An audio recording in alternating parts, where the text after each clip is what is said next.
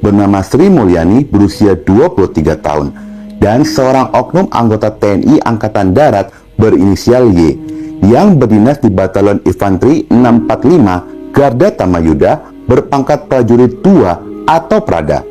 Namun ternyata di dalam hubungan keduanya sering terjadi keributan dan perselisihan pendapat, namun hubungan mereka pun terus berjalan. Memasuki hubungan yang lebih serius lagi, pada bulan April 2022, keduanya pun memutuskan untuk mempererat cinta mereka, mengikatnya dengan tali pertunangan. Pasca 2 hari setelah mereka bertunangan, kebahagiaan itu pun harus hancur dan terlibat konflik. Prada Y ketahuan telah berselingkuh dengan wanita lain. Ternyata perselingkuhan itu bukan hanya terjadi 1 kali saja, tetapi sudah 3 kali Prada Y ketahuan berselingkuh. Dan keributan yang sering terjadi di antara keduanya rupanya karena perselingkuhan dari Prada Y. Sudah 3 kali batas kesabaran dari Sri dan keluarga. Akhirnya pertunangan dan asmara itu pun harus kandas di tengah jalan. Seiring berjalannya waktu, Prada Y mendapatkan tugas untuk menjaga perbatasan yang terletak di Kabupaten Sambas. Sri Mulyani selama ini tinggal di Jalan Komodor Yosafat Sudarso, Kelurahan Sungai Jawi Luar, Kecamatan Pontianak Barat, Provinsi Kalimantan Barat. Setelah kandasnya asmara keduanya, ada sikap Sri yang membuat pihak keluarga merasa sangat curiga. Ketika tanggal 25 Desember 2022, Sri pergi dari rumah tanpa berpamitan dengan keluarga sambil mengendarai motor. Namun pada hari kepergian Sri, ponselnya pun masih aktif dan pihak keluarga masih berkomunikasi dengannya. Namun tiba-tiba ponselnya Sri tidak aktif. Pihak keluarga merasa sangat khawatir dan mulai mencari tahu kemana tujuan Sri pergi. Upaya pencarian keluarga, akhirnya keluarga pun mendapatkan informasi dari Dedi yang berada di Sungai Raya. Dedi ini merupakan teman dari Prada Y.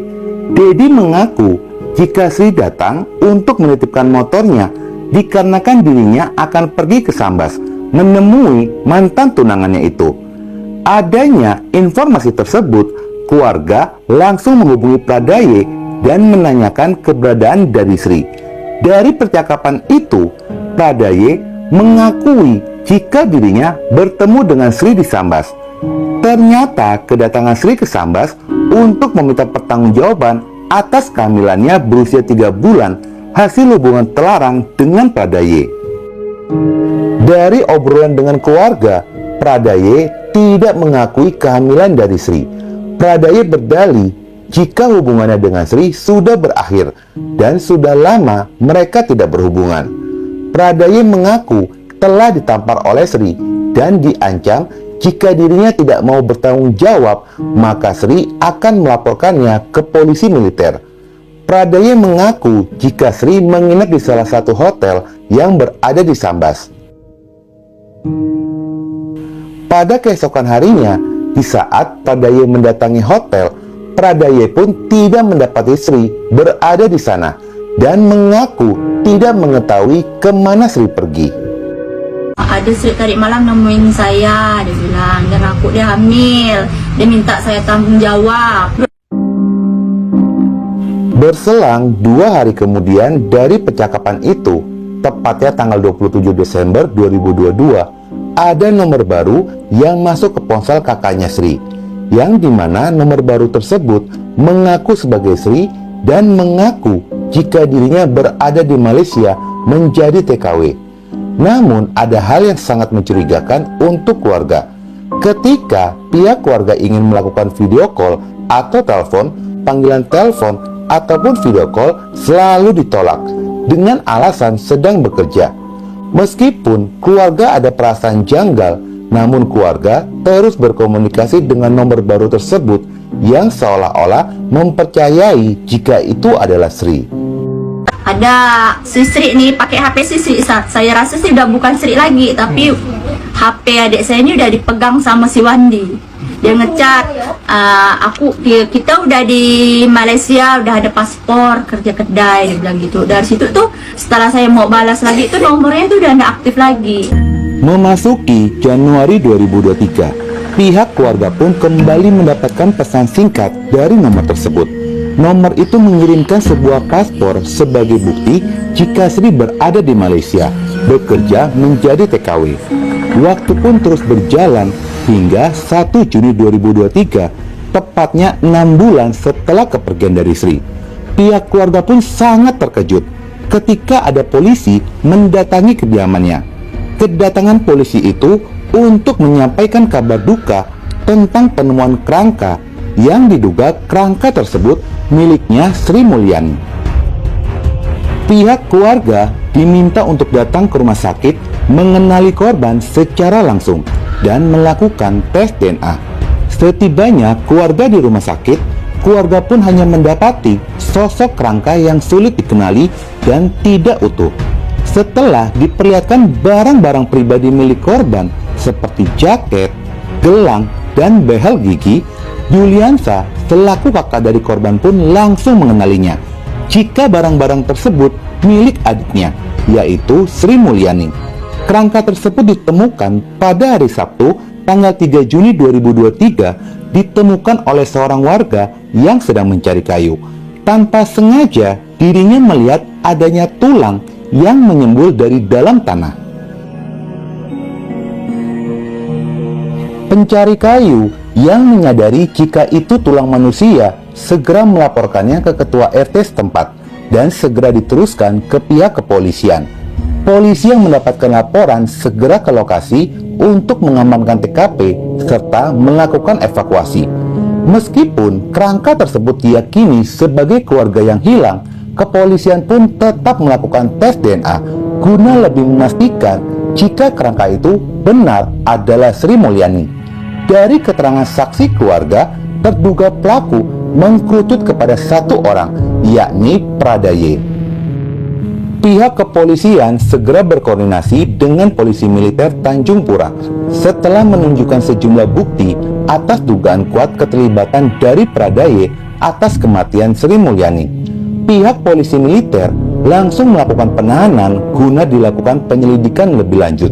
Berhubung terduga pelaku ini masih anggota TNI aktif, sehingga kasus penyelidikan dilimpahkan ke polisi militer. Laporan tersebut dari Polres Atlas dan melakukan pemeriksaan, dan saat ini sudah dilimpahkan ke Pomdam 12 Tanjung Pura. Sebenarnya polisi pun sangat kesulitan untuk mengungkap identitas kerangka tersebut. Namun setelah polisi melakukan olah TKP, polisi menemukan adanya sebuah kunci, dan di kunci tersebut tertulis nama hotel. Mulai dari sanalah awal identitas korban terungkap.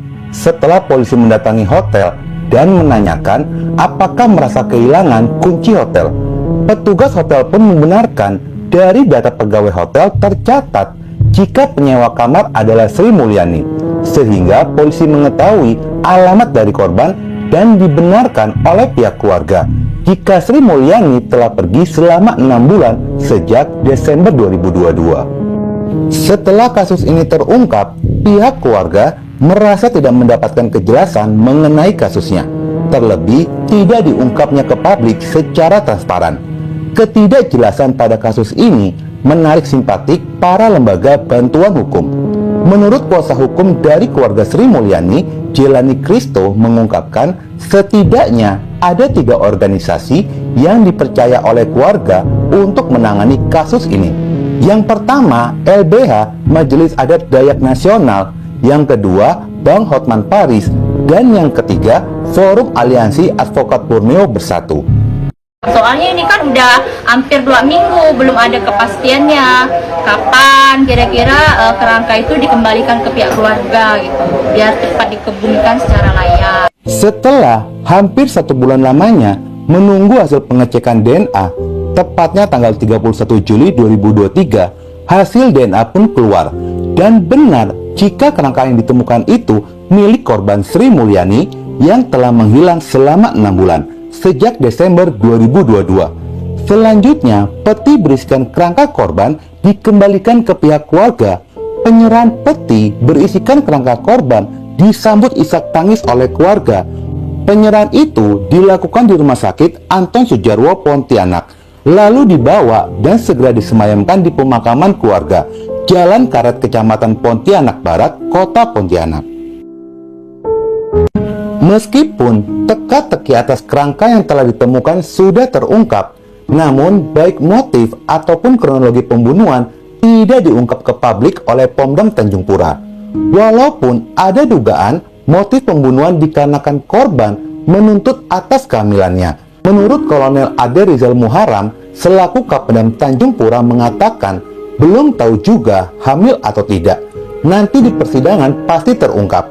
Pengacara dari korban Sri mengatakan jika Sri datang ke Sambas, dirinya menginap di hotel dan pada hari yang sama malam harinya. Ternyata selingkuhan Pradaye menginap juga di hotel yang berbeda, berjarak 200 meter dari hotel tempat Sri menginap. Singkat cerita, Sri datang ke hotel tersebut tempat selingkuhan dari Pradaye. Lalu terjadilah keributan antara Sri dan Pradaye. Setelahnya, Sri pun berniat untuk mendobrak kamar dari selingkuhan.